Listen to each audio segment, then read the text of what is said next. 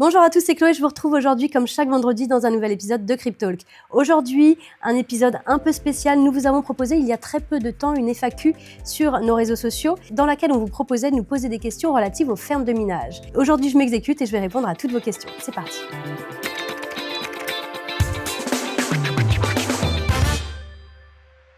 Une ferme de minage, c'est une installation qui est dédiée à l'extraction crypto, principalement de Bitcoin.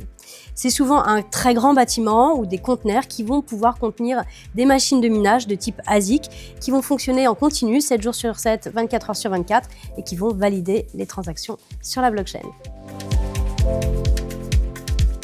Alors tout simplement pour y trouver les meilleures conditions, surtout en termes de coût de l'énergie. On va vraiment favoriser des pays où le coût de l'énergie va être le plus bas possible, toujours pour la même problématique, à savoir avoir la meilleure rentabilité possible.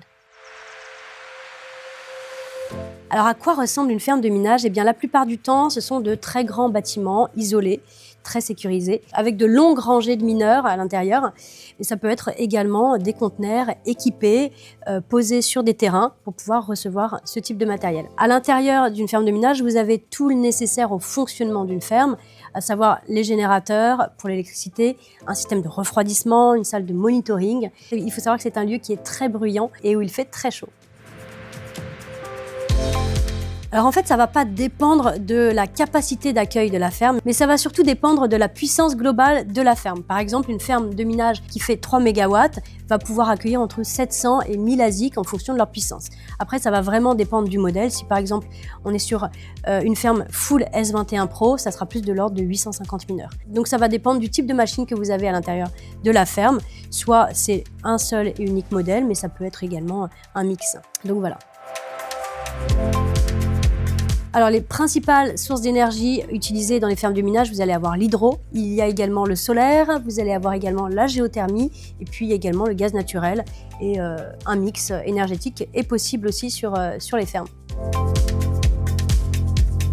Alors pour commencer, si tu habites en France, le premier red flag, ça va être le prix de l'électricité. Il est beaucoup trop élevé à ce jour pour que tu puisses t'y retrouver en termes de rentabilité.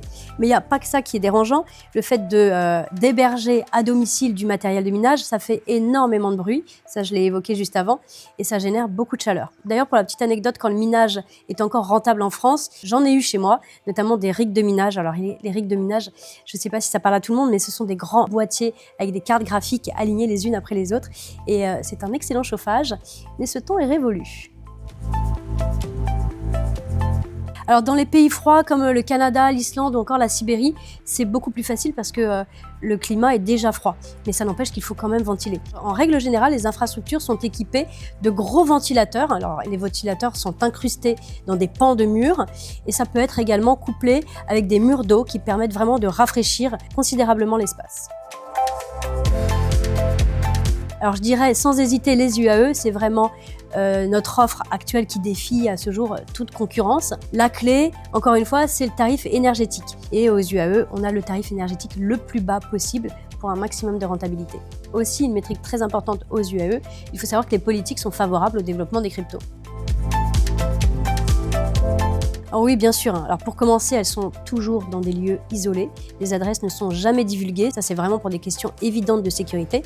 Après, je vais vous parler dans notre cas, bien évidemment. C'est une équipe 7 jours sur 7, 24 sur 24. Les équipes tournent, bien entendu. C'est un système de caméras. C'est également un système de sécurité pour l'accès au bâtiment. Et une chose est sûre, c'est que la discrétion est le plus important. Donc bien sûr, tous nos bâtiments sont ultra sécurisés.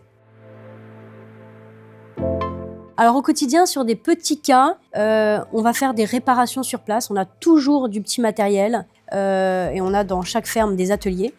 Et après, si c'est beaucoup plus compliqué, si la panne n'est pas gérable en interne, elles iront au Repair Center de chez Bitmain. Il faut savoir que c'est l'usine chez qui on achète principalement nos machines.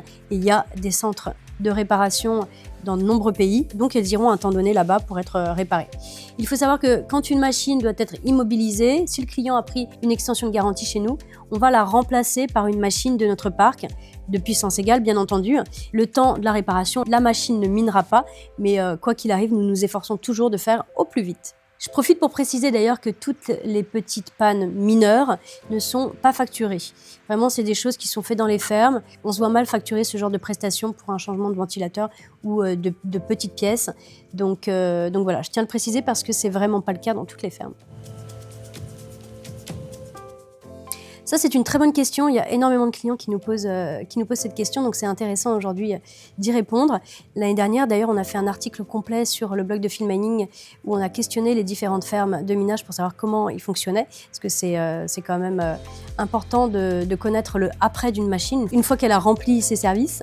La plupart du temps, les machines, du coup, sont démontées, on récupère le petit matériel pour pouvoir le réutiliser. Ce qui est sûr, c'est que les machines ne finissent pas entassées dans une décharge.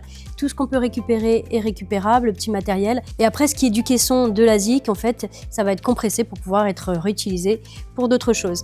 Voilà, j'ai répondu à toutes les questions relatives au minage. Si vous en avez d'autres, n'hésitez surtout pas à nous solliciter. Notre support client est disponible de 9h à 17h et du lundi au vendredi. Donc, si vous avez la moindre question, n'hésitez pas. En tout cas, sachez une chose, c'est qu'à compter du moment où vous achetez une machine sur le site de Field Mining, tout est pris en main de A à Z dans tout le process. Vous achetez votre machine de minage, elle sera envoyée sur le site d'exploitation que vous avez choisi, si vous avez choisi de miner au Mexique ou encore aux UAE. Elle sera branchée sur place, nos équipes s'occuperont de la maintenance, du monitoring et vous aurez à disposition un tableau de bord sur lequel vous pourrez vérifier l'activité de votre machine et une fois par mois, vous recevrez votre rapport de production avec la quantité de Bitcoin miné qui sera directement crédité sur votre balance Bitcoin. Vous en ferez bien ce que vous voulez par la suite, le réinvestir, le retirer, ça c'est à vous de voir. Voilà, merci à tous de m'avoir écouté, je vous retrouve la semaine prochaine pour un nouveau contenu. En attendant, prenez soin de vous, ciao ciao.